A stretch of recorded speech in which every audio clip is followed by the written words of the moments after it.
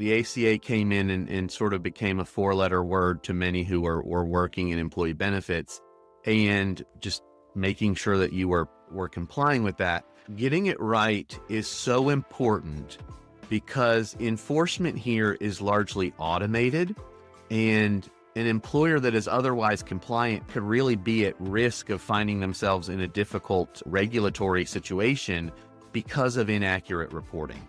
Enforcement has actually been ramping up fairly significantly, even as recently as this year. These things just roll, right? It doesn't require a lot of human intervention. And so there's this expectation from employers that my broker's handling this, my carrier is handling this if they're fully insured, or my TPA is handling this, or my payroll provider is handling this.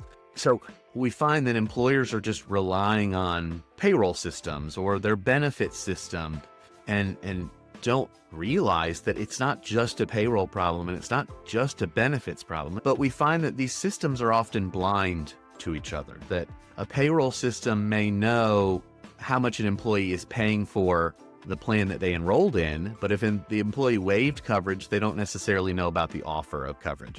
Or even if they did enroll, they don't know about what the lowest cost employee only option that was considered compliant under the ACA was. And so their form reflects a much higher premium amount because they elected the family coverage in some way of the top tier plan.